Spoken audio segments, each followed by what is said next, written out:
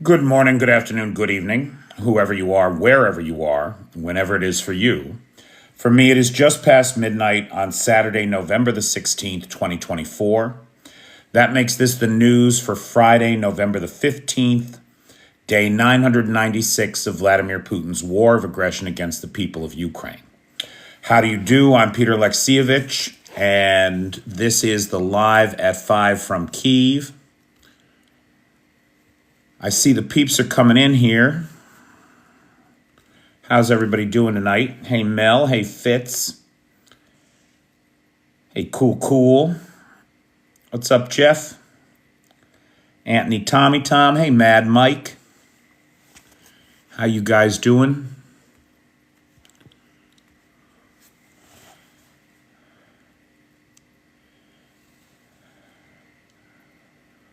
How's everybody tonight?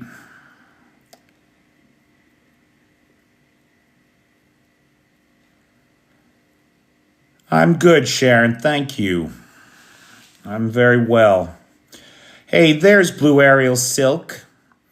Blue Ariel Silk and our buddy Ben Lindbeck are the sponsors of tonight's live. They both join the Patreon at the mother level or higher, and so they get a live sponsorship every month. Well, actually, Laurel gets two. Blue Ariel Silk gets two.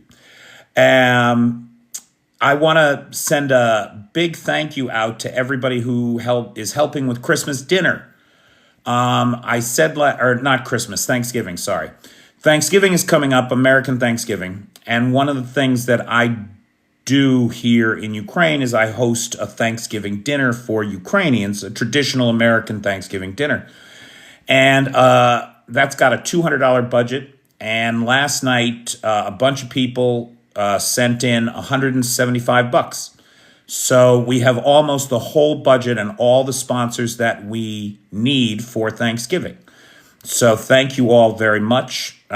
Tune in on Thanksgiving Day, Thursday, the 28th of November, and probably about noon, 1 o'clock New York time.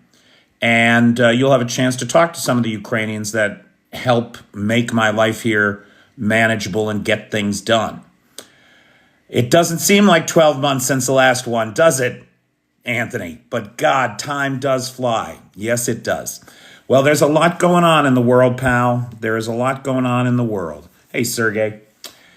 And we may as well get started then. Yeah, man, if you want to come to Thanksgiving here, you can come here, Laurel. No problem. No problem at all. Hey, Bobby, how you doing? So again, big thanks to Ben Lindback and to Blue Ariel Silk for sponsoring tonight's live. And we will get started now with the news. Oh, and big thanks to, it was about half a dozen people who kicked in on that Thanksgiving sponsorship. And so I really appreciated it. Makes it all so easy, it just makes it all so easy. And particularly I want to call out Mr. Boudreau, who is the anchor sponsor of that dinner. If anybody sees Mr. Boudreau around, he bought the turkey. So, guys, let's take a look at the news then. Odessa got pummeled last night. Of the two X.59 rockets that were sent at the city, one got through. And it hit, and happy belated birthday to Jay. Jay's on the moderator team here. And yesterday was his birthday, so everybody give a shout out to Jay for his birthday. Jay, we will spare you and we will not sing. We will not sing. Hey, PT. So Odessa got pummeled last night. That X.59 rocket hit a residential building. One woman burned alive in her apartment. Another 10 people were injured.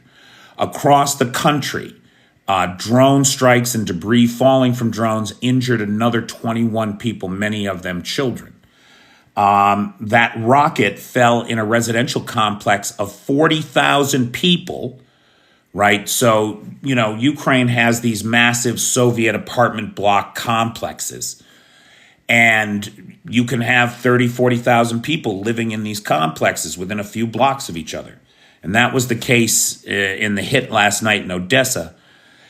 Home to 40,000 people and 7 kindergartens, one of which was on fire this morning. For its part, the Army took 25, not the Army, the Air Force and Territorial Defense, took 25 of the 29 Shaheds out of the sky. But 4 did get through last night. Now, for those of you who follow this channel, you know we talk about Dominoes all the time.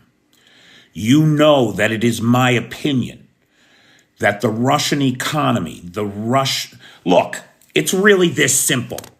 Through all of history, when we look at human civilizations and societies, there are only 3 rules that every successful society and civilization has ever had in common, right? There are 3 basic rules. Everything else changes from one culture to another.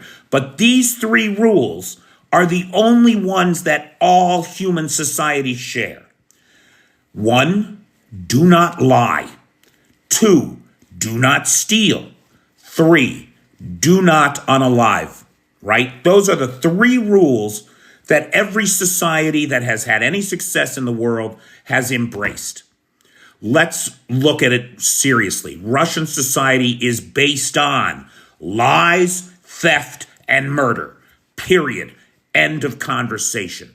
The entire structure, the kleptocracy of the Kremlin, is based on lying to the people, stealing from them, and murdering them when they get in your way. It doesn't work. It does not work. That is a failed society. And now they want to bring it to our shores with the election of Donald Trump, the liar in chief. It's obscene. It's obscene. As the maggots cheer to the death of democracy and the election of this fraud, dancing to the tune of YMCA. That's how democracy is dying in front of our very fucking eyes. The Kremlin's, the dominoes in Russia are increasingly unstable, and there are dominoes to watch. One of those is Abkhazia. In Abkhazia, so you got Georgia, right? Everybody knows the country of Georgia, where they invented wine. Everybody thanked Georgia for your box of Franzia. And Georgia was invaded by the Russians in 2008. Russia has since occupied about 20% of the country, South Ossetia and Abkhazia. Now, in Abkhazia, the Parliment, critical thinker, please, apples and oranges, somebody get that guy out of here. You got to be kidding me. First of all, the Democrats aren't even my party. They're far too conservative for me. Far too conservative for me. Hey, Robbo. Thank you, PT. Sorry for that distraction, folks. I will try not to look down there again. So dominoes, they're not falling just yet, but they are wobbly. And in Abkhazia, the parliament has recently passed laws that make it easier for the oligarchs and the army to loot the country. Period. End of conversation. That's what the laws do. Loot the country and rob from the people. Well, the people have had enough, and they are storming the Parliament building even as we speak. There are tens of thousands of people in the street, and they have stormed the Parliament building in Abkhazia. Now, what's going to happen next is anybody's guess. But that territory, which used to be part of Free Georgia, is currently occupied by the Russians. And so this is a direct challenge to Kremlin authority in the region. Make no mistake. It's a direct challenge to Kremlin authority in the region. And how the Kremlin responds will be interesting to see, given the fact that they are overextended in Ukraine and have their hands fucking full. What are they going to do about a bunch of people in the streets of Abkhazia? That remains to be seen. Now, you guys know I watch a lot of Russian TV so that you don't have to, and you are glad you don't. But on Soliev Live recently, there was a pundit on there talking about how when your enemy stumbles, it is time to push them, right? Like you don't steady them. You don't help them from falling. No, you fucking push them. It is time that we in the West started taking this advice from our adversary. If that is how our adversary is going to respond to us, then surely we should be willing to do the same for them. And let's look at the reality. Russia is stumbling over this war. They are stumbling hard, and they could fall. Now, we cannot assume that the morally bankrupt Kremlin kleptocracy will fail of their own accord. We need to start pushing. We need to start pushing at the dominoes that are wobbling. How do we support freedom movements in Ossetia and in South Ossetia and in Abkhazia? How do we support that division between Georgia, which has just had its election subverted by the pro-Russian party there? How do we support them in getting the shackles of the Kremlin off their wrists? Russia is stumbling, and we are watching the dominoes. For those of you that follow this channel, you know what some of those dominoes are. In Bashkortostan, there's an armed rebellion up in the hills. Bashkortostan, at a legal level, is talking to its neighbors about a formal confederacy separate from the Russian Federation, 6 oblasts looking to secede from the Russian Federation. Moldova and the attempt to subvert the elections there, which Moldova barely managed to escape from. Armenia, which has shown the world that you can stand up to the Russian army and they will abandon your country. The Soviets had a big base in Armenia for years and years and years. It is now abandoned after the Nagorno-Karabakh debacle. The Azeris unalived 9 Russian officers as part of the peacekeeping efforts. Kremlin did nothing except hold a conference in Baku. Russia is at a point where it doesn't have the resources to deal with internal problems anymore. And we're going to see these dominoes continue to wobble, and eventually they're going to start to fall. That list of dominoes goes on, right? We have talked about a lot of them. But in all of the vastness of the Russian Empire, the area that is likely the hottest, the area that is likely to... We'll get to the nukes in a minute. Hang on to that thought. The area that is most likely to explode like a bundle of tinder are the Central Caucasus, where Abkhazia is, where Georgia is. And we're seeing that happen today. This is where tensions run highest. This is a major domino. Today it has flared up in Abkhazia. Now, whether the Russians will be able to extinguish this fire or whether it will spread remains to be seen.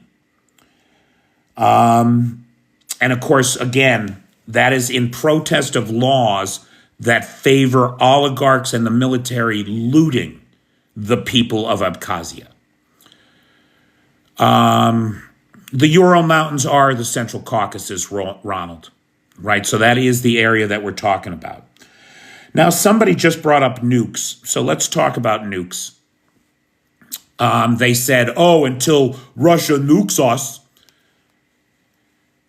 So, first of all, Russia's got nukes. There's no doubt about it.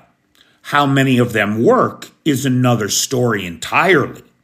That's the first thing. You got to replenish, for these modern thermonuclear devices, you got to replenish the tritium in there every 6 years or so, right? It's got a half-life, if I'm not mistaken, of 12.4 years.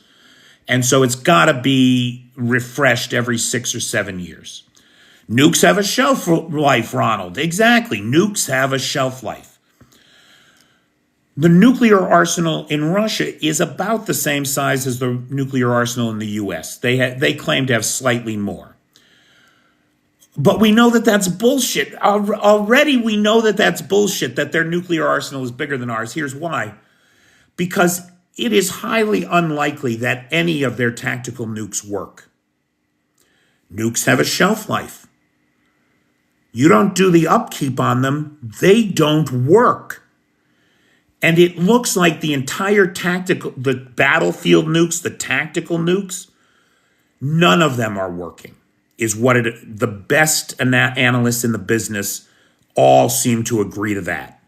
They can't be. Here's why. The U.S. spends roughly $5 for every $1 that Russia spends to maintain its nuclear arsenal. You can't possibly, for 1/5 the cost, maintain a nuclear arsenal that's about the same size as ours.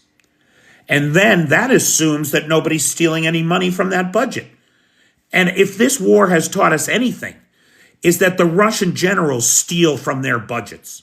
They pocket that fucking money. So there is no reason for us to believe that there is any credible threat to the West from Russia. Because if these bastards nuke us, we will nuke them. That's mutually assured destruction. And while they don't even know if their nukes will work, we know for fuck sure ours do. You can be sure of that. So we should take nukes off the table and stop talking about it. You sound like a child when you do. Now, what about the idea Tommy Tom just said? What about giving Ukraine nukes? So, Anthony, we've talked a little bit about this. It keeps coming up, right? It was about 6 months ago, I'd say, that I started getting comments on posts that Ukraine should get nukes. And my response to that has been consistently the same. Look, if Ukraine wants nukes, they'll get them. Ukraine has all the technology, know-how, and resources to build their own nukes. They were the armorer to the Soviet Union. When the Soviet Union collapsed, they had the third largest nuclear stockpile on the planet, which, under the Budapest Memoranda, they turned back over to Russia. And we agreed that we would help them out if Russia ever came calling. We should not forget that. We should not forget that. Now, should Ukraine have nukes? Look, I'm not advocating for proliferation. Nobody in their right mind thinks there should be more nukes in the world. If Ukraine wanted them, though, I believe that they could absolutely build them. I think that Zelensky, a couple months ago, when he was quoted as saying nukes or NATO, He was broadly misinterpreted in the press. I don't believe for a second that he was giving the West an ultimatum. If you look at that speech, what he was very clearly saying, I believe, was that back in 1994, this country had a choice. Give up its nuclear arsenal and turn to the West, to NATO, or keep its nukes and be, I guess, still under the influence of the Soviets. Because if the Ukrainians hadn't given up their nukes, I guarantee you what would have happened. Russia would never have let Ukraine go. It would be just like Belarus. It would be an extension of the Kremlin. They'd have kept it weak. They'd have kept it under their thumb. As it was, they thought they could do it just by controlling the president and parliament. That doesn't actually work in a democracy. Eventually, the people rise up. And that's what happened here. So I don't believe that Zelensky was giving any ultimatums. I don't believe that he was saying that they're working on nukes. I don't believe any of that. That is reinforced today. Yesterday, the Kyiv said very clearly, we are not pursuing a nuclear weapons program. We are in complete compliance with the IAEA, the International Atomic Energy Agency, and we have complete transparency. They know where every spent fuel rod goes. And so we are not doing this. However, I want to say, now, of course, it might be a secret program. Certainly the kind of thing you want to keep secret. The Soviet Union fell apart in 1991. Now, but it took 3 years to negotiate the Budapest Memoranda. Now, hey, Parda.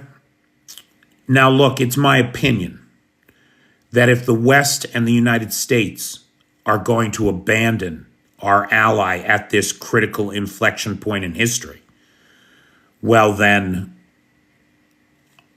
I don't see any reason why Ukraine shouldn't pursue nukes if they believe it to be in their best interest.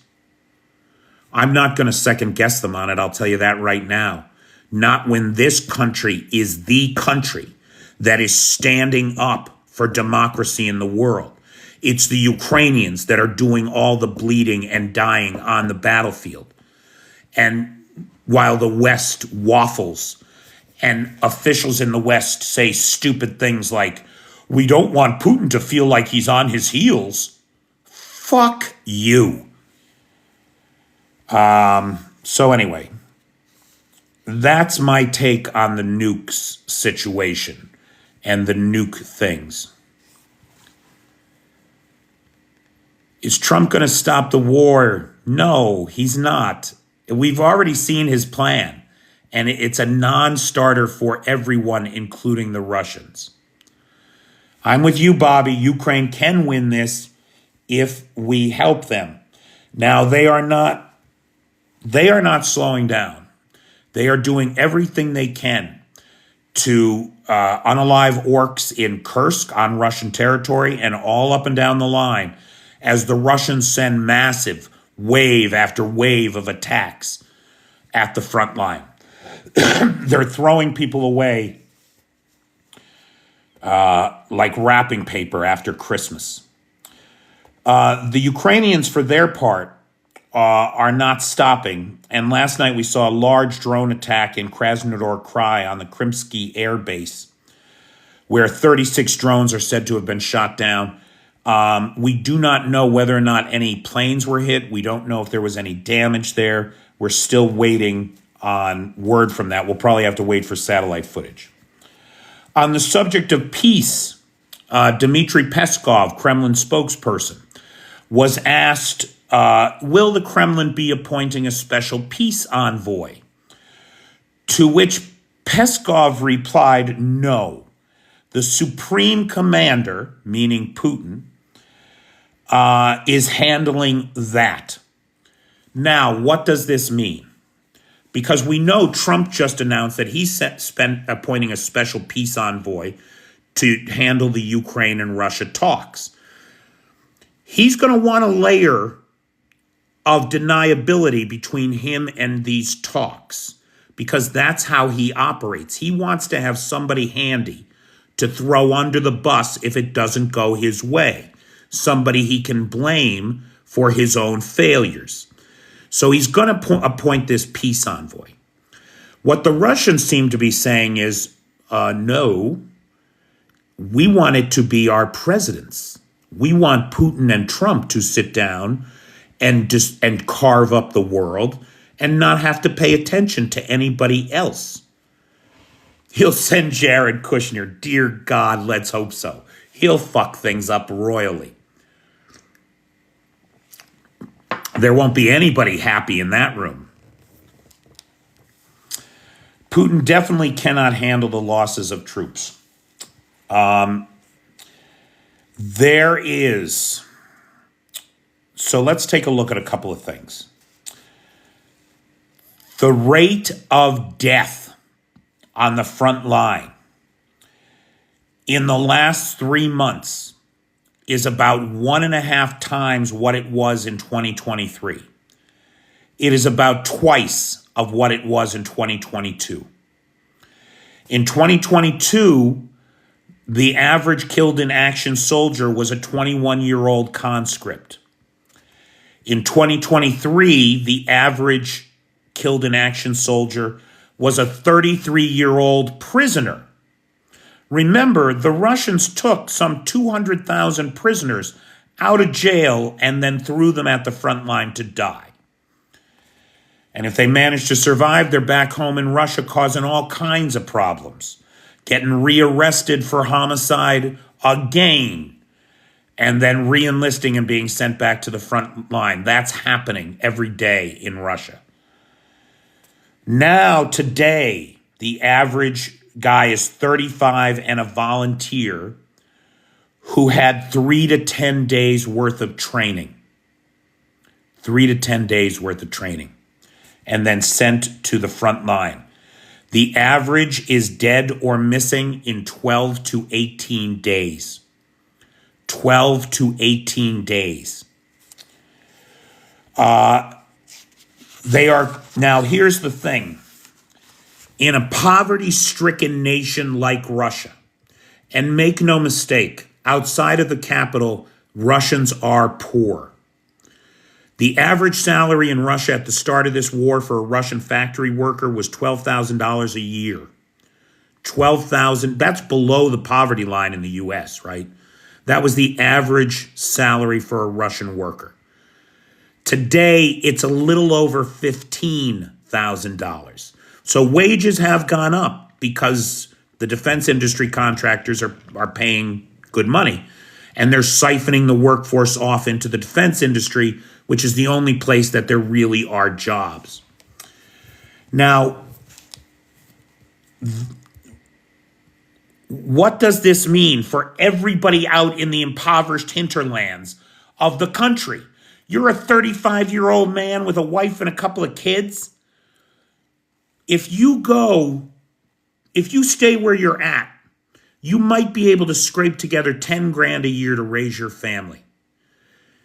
You go to the SMO and die, they're getting $140,000 in benefits.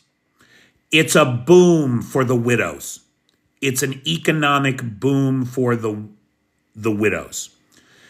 Russia is now not a war economy as much as it is a world of deathonomics. It's deathonomics.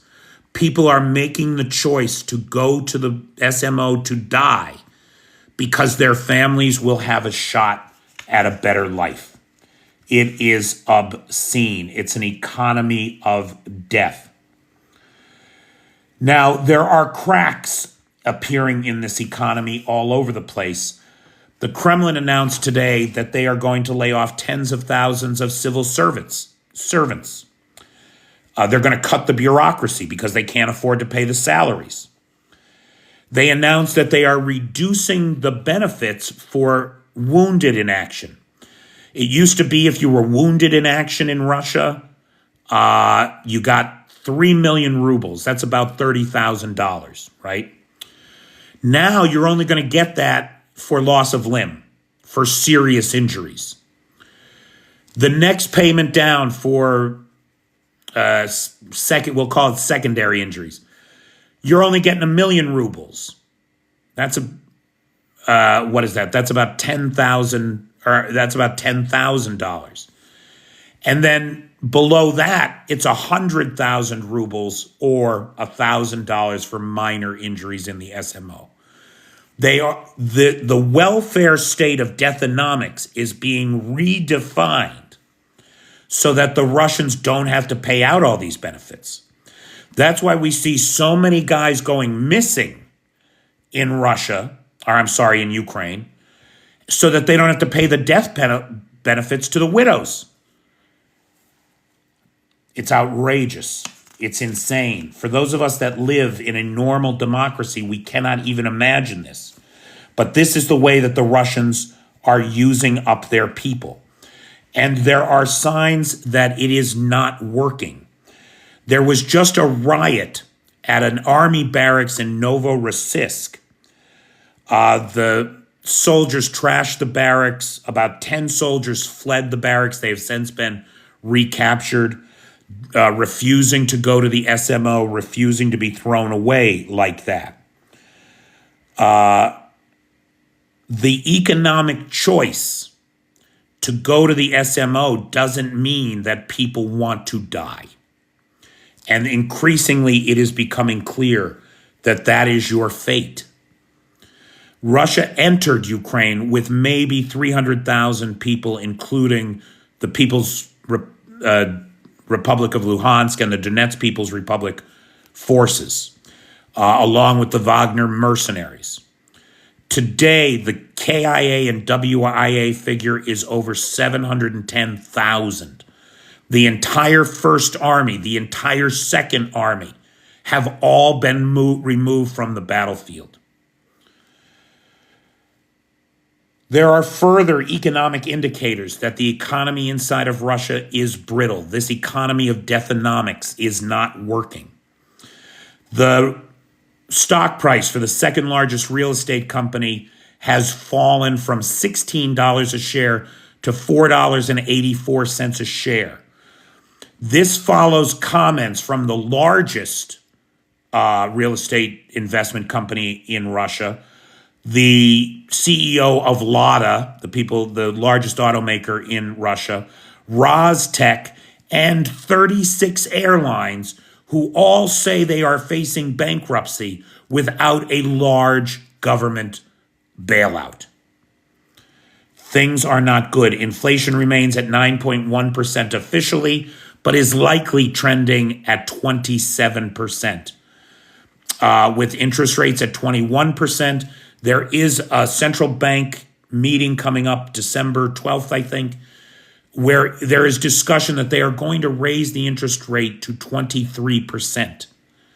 Insanity. Today, we saw the ruble top 100 for only the third time in history.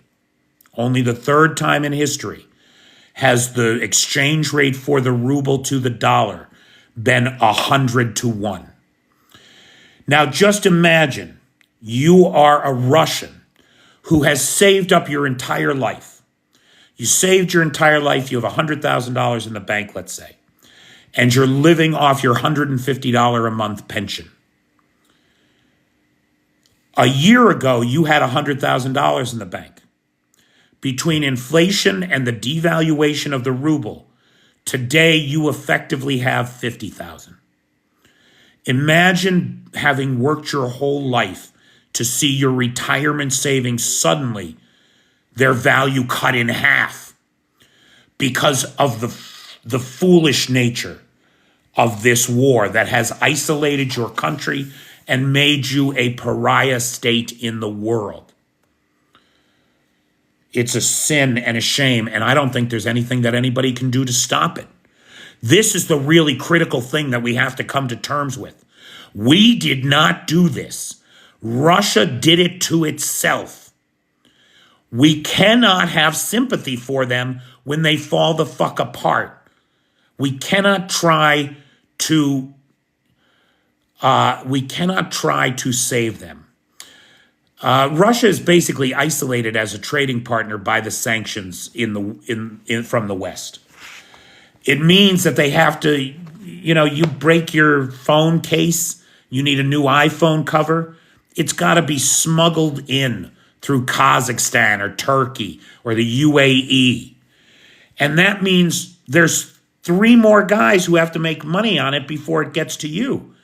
The cost of that new iPhone cover just went from, 1,000 rubles to 10,000 rubles. And you're going to have to wait 2 months for it, by the way. Scholz is scheduled to have a conversation with Putin for the first time in 2 years. It is unclear what he will be talking about. However, there is some discussion. I was listening to an interview with Dr. Samuel Ramani from the Royal United Services Institute in London, which is a military think tank. And Dr. Ramani suggested that EU leaders may be increasingly reaching out to Putin because they see the North Korean involvement in this war as a desperate expansion of it. And make no mistake, that's exactly what it is. It's an admission by Putin that he can't win this thing alone. He needs the help of these other pariah states. And we effectively now have North Korea participating in an invasion of civilized Europe. And it has European leaders on their heels. No 2 ways about it. And now is not the time to be on your heels with Russia. You want Russia on its heels, not the other way around. We got to stop talking ourselves out of being successful in this thing. Now, we got video today. Video emerged. Okay, so the reality, this is according to Dr. Samuel Ramani, again, from the Royal United Services Institute. The reality is that in June, Russia and North Korea signed what is a broad-based, multifaceted agreement that allows for military support should one nation be invaded, that allows for a cyber agreement. There is a cyber agreement in place, which is funny because the North Koreans used to hack the Russians. Now it appears that the North Koreans are aligning with the Russians to hit Russian targets in the West. That appears to be what the practical outcome of the cyber agreement will be, though we have yet to see any of those attacks happen. We are seeing military support flow into Russia from North Korea. We know they sent 3 million shells. All up, we believe it's 5 million now at this juncture. And according to Dr. Ramani, it is likely that North Korea will be able to send Russia 8 million shells in the next year.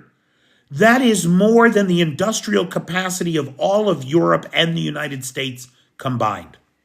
8 million shells is what's headed to Russia from North Korea over the next year. North Korea is now providing self-propelled guns. We have video of a train of North Korean Koksan M1989s, self-propelled howitzers. These are 170 millimeter howitzers, artillery, that are on their way to the front. Now, here's the thing. Russia doesn't use 170 millimeter shells. So some of those 8 million shells are going to be 170 millimeter for these guns, apparently, is what's going on. So North Korea, we know, is now supplying artillery, which is good news because it means the Russians are running out of artillery.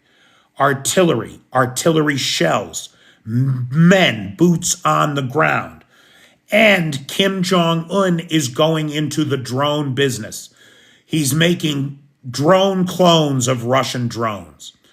The video appeared today of him showing off these drones and their capabilities, and him calling for ramping up large-scale serial production of these drones for sale to Moscow.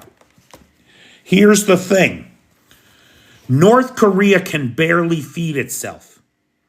If it's expanding its military industrial capacity, where is it getting the workers from? It's drawing them from the farms and fields. It is where they are most needed. But it's pulling them from the farms and fields. This means that North Korean food production is going to be a problem. The harvest is not going to be the harvest that it usually is. For its part, North Korea appears to be depending on Russia, supplying it with 700,000 tons of rice a year to feed its starving people that it can't grow enough food for. What is going to happen if the Russian Federation collapses and that rice never gets to North Korea?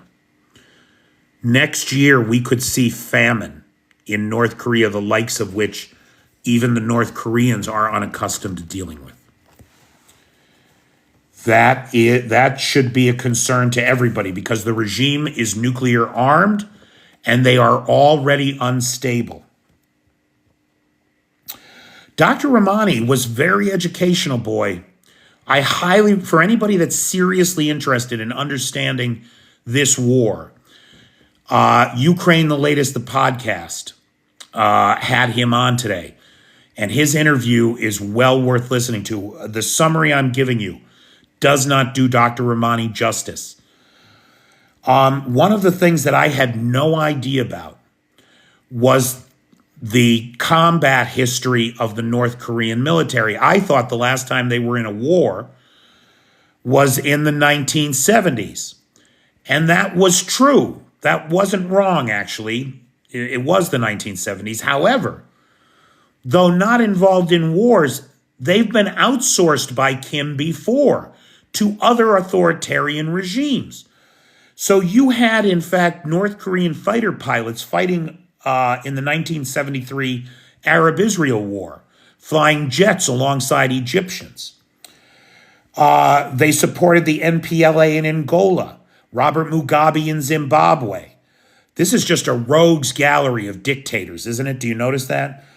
And the separatist forces in Mozambique, as well as Assad in Syria.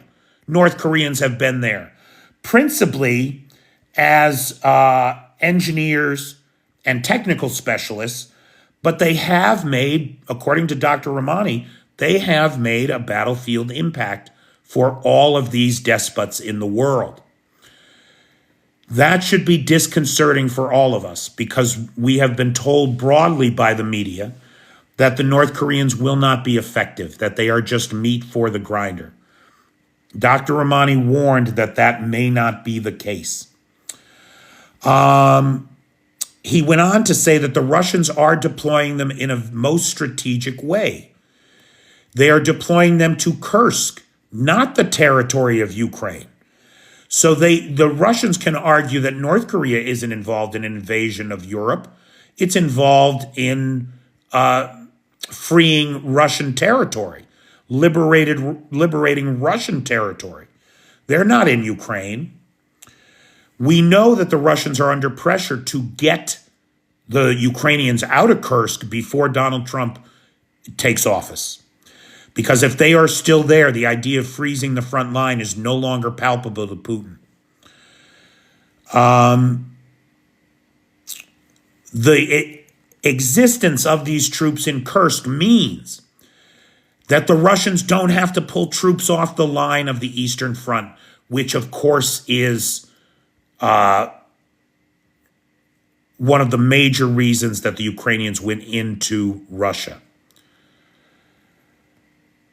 On the subject of South Korea, Dr. Ramani said that Seoul is feeling vulnerable. It is worried that the West is underestimating the damage and the threat that this axis of evil coalition really represents. And of course, South Korea has. We've been talking, we've been begging, we've been crying at the heavens. Please, dear God, take the cuffs off of Ukraine. Let them make those long-range strikes with U.S. weapons into Russia. But South Korea has long-range weapons.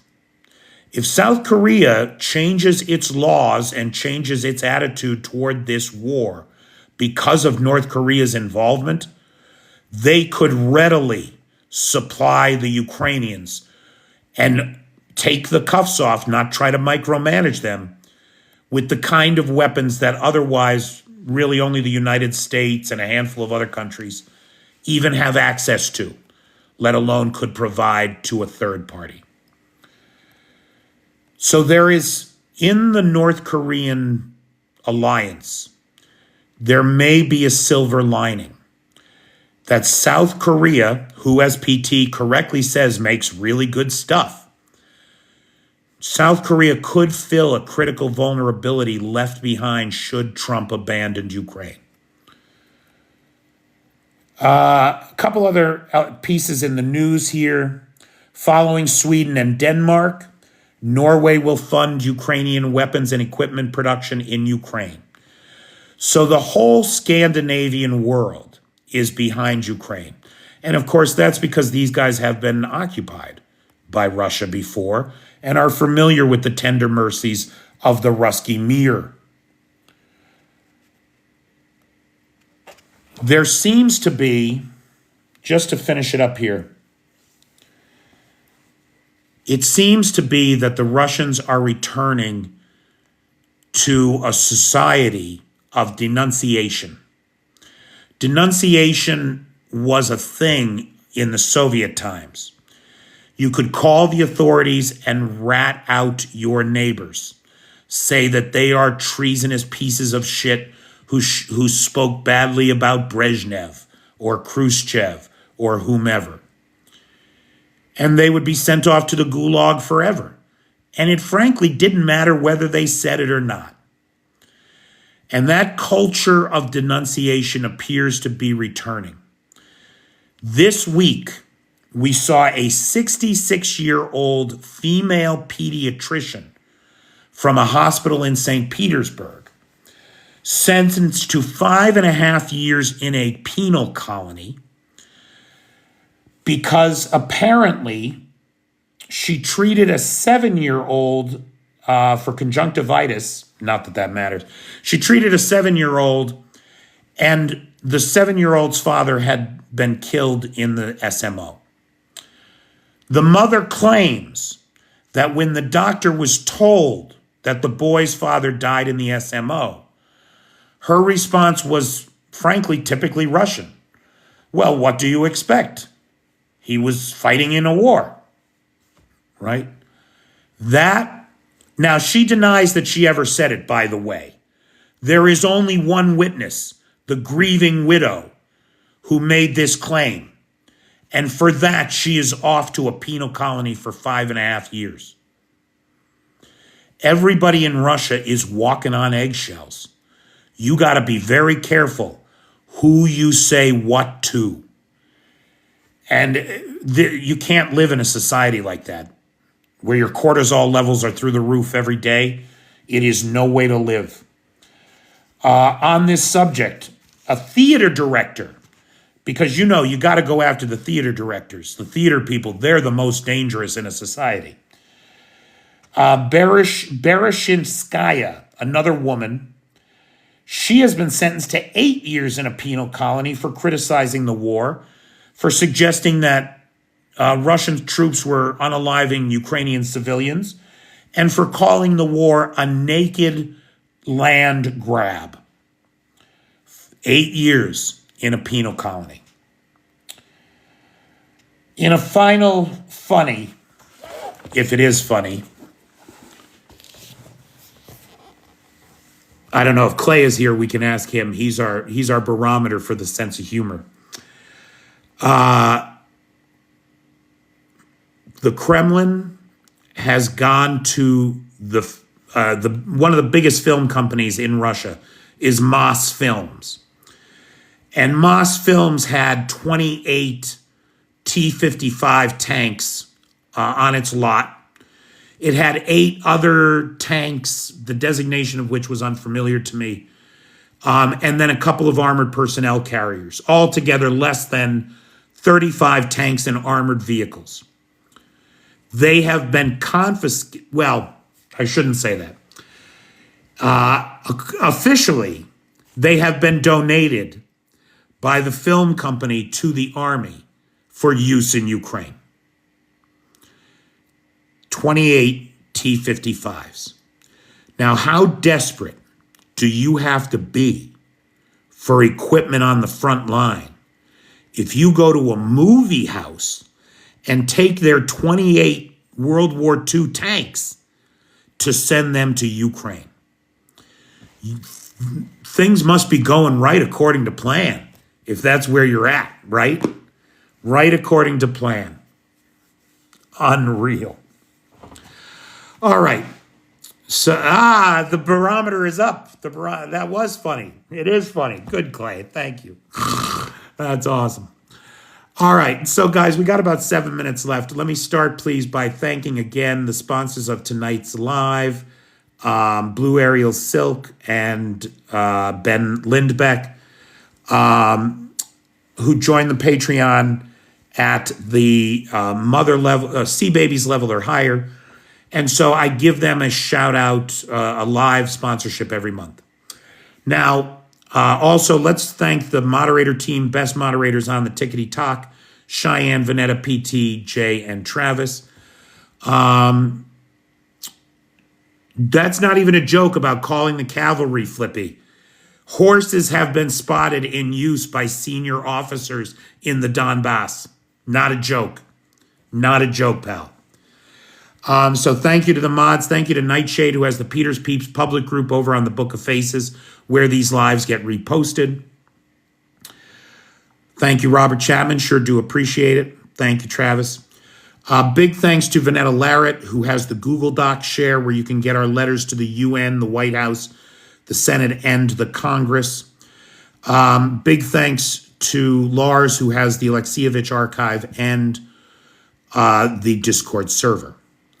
Thank you, Vanetta. Good job. Now, again, the response last night to the Thanksgiving dinner was just overwhelming, and I can't thank you enough. I needed about $200 for it. We raised $175 last night. So if anybody wants to be the final sponsor for that dinner and kick in $25, the PayPal is in the description. What else is going on? The Patreon, I am much more active over on the Patreon, guys, and I am producing content over there that is not being seen anywhere else. If you are not currently a Patreon subscriber, I encourage you to subscribe. You can do that for free. If you can also help keep me on the air, because as we go into winter and the cost of fuel rises, my fixed costs here are going up. And so anybody that wants to help keep me on the air here, I cannot do this without the Patreon guys. So head over to the Patreon and join the Patreon, please, for long-term support. What else is going on? We have about 4 minutes. So questions, comments, points of observation, or personal need. I'm going to keep saying that. Thoughts on Schultz phoning Putin? Sharon, it's a mistake. Schultz has already shown that he's intimidated by Putin, that he believes the nuclear bluff, and he has given himself red lines because of it. That has prolonged this war and helped Putin with his expansionist policies, his escalatory policies. De-escalation is a failed notion. Nobody should think that they can de-escalate with Putin. It's not how he works. So the only response to him has to be more force. And Schultz has already failed at that. So this is not, it's not going to be good. All that's going to happen out of it is that Putin is going to become more aware of what Schultz is afraid of, and he's going to push that button. You can be sure of it. In Abkhazia, Nightshade, the territory of Georgia that's under Russian occupation, the Parliament building has been stormed over these laws that Parliament is trying to pass that will let oligarchs, Russian oligarchs, and the army loot the people of the country, basically. And so that's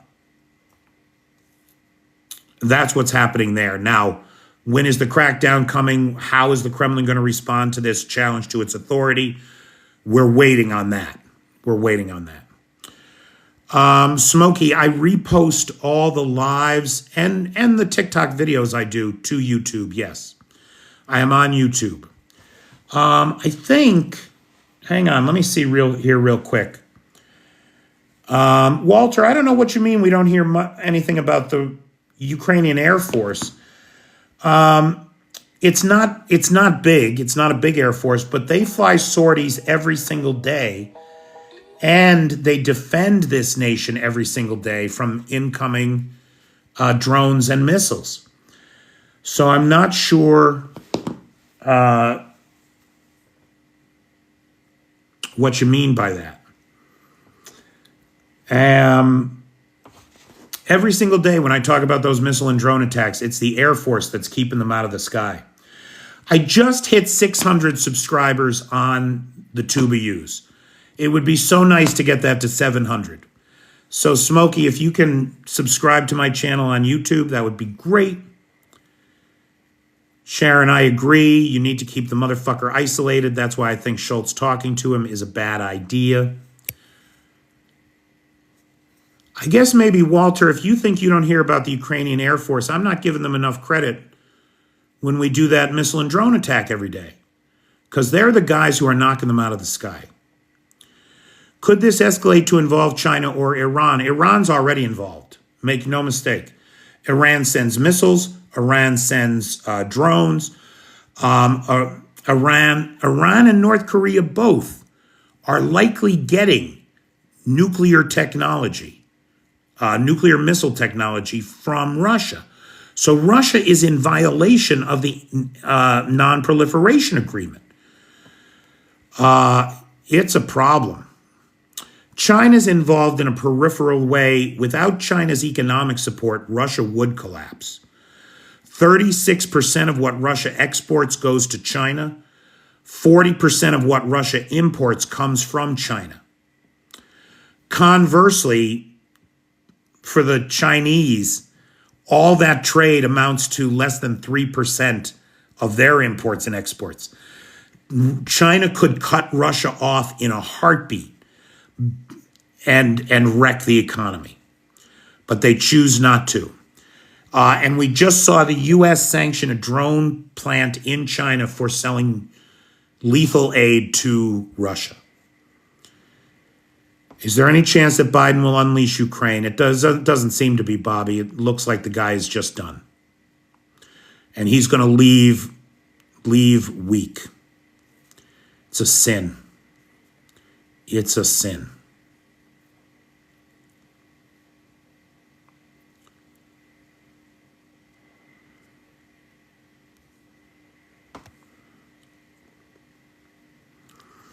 Trump's new disaster, RFK Jr. for health secretary.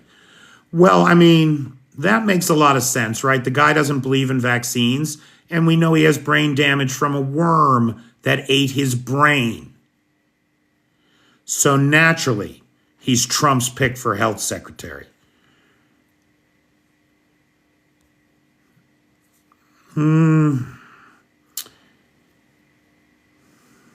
Sharon says, pray there's not another pandemic. Yeah, you're not wrong about that. 4 years would be pretty quick for another zoonotic virus, as I understand it. But it's not impossible. When will winter slow down the war? That's a great question, Clay, and I don't have any idea. It has been a remarkably dry autumn. What would normally have everybody slogging through mud and snow by now, it's not happening. It hasn't happened yet. So we'll see if winter even comes. I mean, 17 of the last 20 winters are the warmest winters on record. And so, good night, Anthony. The poor worm starved from hunger related to RFK. That's nice, Flip. Nice. That's great.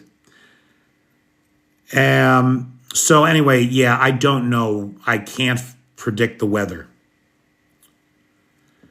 To give Ukraine the longer range weapons before leaving office could only be the best thing.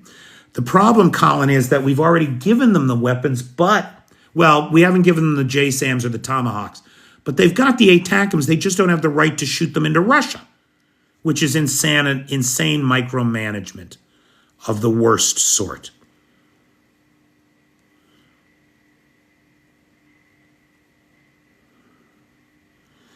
The U.S. Senate is the last line of defense for the cabinet, and it will be interesting to see what Thune does.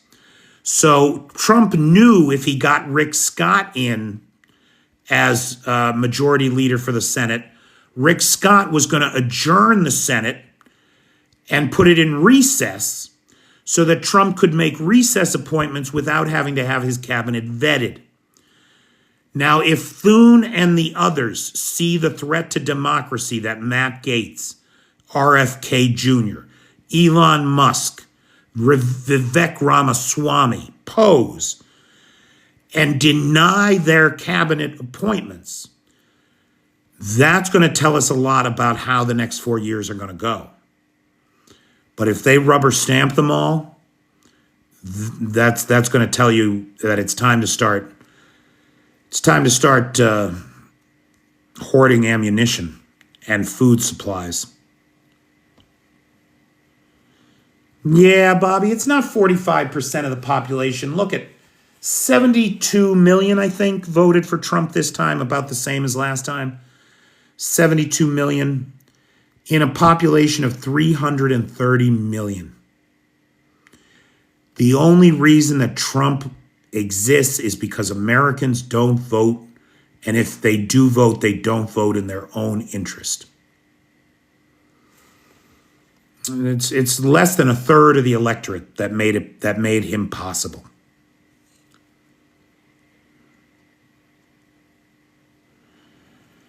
Yeah, well, I had very low expectations for Biden, so I was kind of impressed with as much as he did do.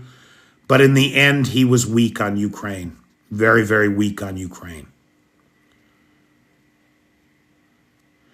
Tulsi is obviously a Russian agent. I mean, the bullshit that comes out of her mouth. America has biolabs in Ukraine. Shut the fuck up. What are you talking about?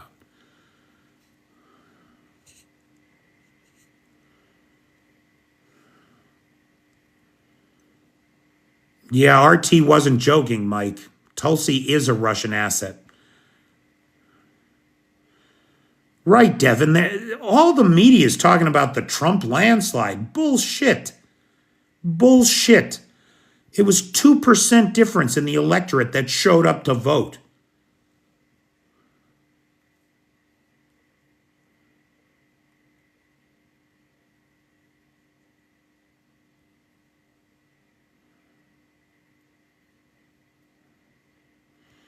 Okay. So, guys, any other questions?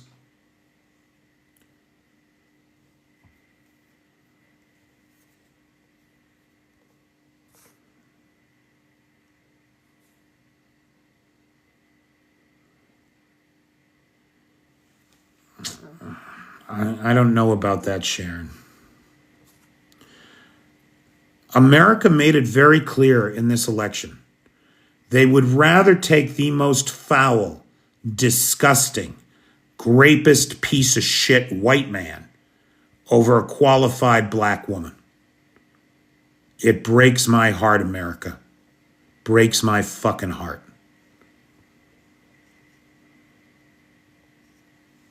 But I really do think it comes down to just that. As sad as that is. Anyway, okay. So guys, it's Thank you, Mike. I sure do appreciate it. If you want to help me out, the Patreon link is in the description. I sure could use some more Patreon supporters. I've lost a few in the last month or so. We got some back. Some new guys came in, but I am still down. I was living off $1,400 a month is what the Patreon used to bring in. Now it's down to about $1,300, and with winter coming on, that is a problem. So if anybody can help out with some long-term support and join the Patreon, that would be great. Patreon is a website, Mr. Wheezy, that provides a platform for digital creators. Right, like me, I am completely independent. Nobody can tell me what to say, where to go. Nobody could keep me from coming to Ukraine. And being on the ground here every day, trying to communicate to Americans why I think the continued defense of Ukraine is so important in the world. And, you know, I'm just one voice, but I am completely dedicated to this idea that the future is here now, that this is the line, and we got to pay attention here. And thank you, Devin. I appreciate that. Right? Like, I'm not important. The information that I bring every day is what's important. And to have the opportunity, I never thought that this, right, I came here on a 3-month volunteer contract. And I don't know if Travis is still here. He was here earlier, but my buddy's son, Travis, and my good friend, Travis, he was listening to me talk about what was going on over here, and he said to me, you should get on TikTok and tell people. And I said, why would I do that? I'm not a 13-year-old girl. Why would I get on TikTok? And I am not for war, Pat. That is not true. I am not for war. I am for the right of a free and sovereign nation to defend itself in the face of aggression. Fuck yeah, I'm in favor of that. Because that's what this is. This is the naked aggression of a colonial power invading its neighbors for their own unenlightened short-term self-interest.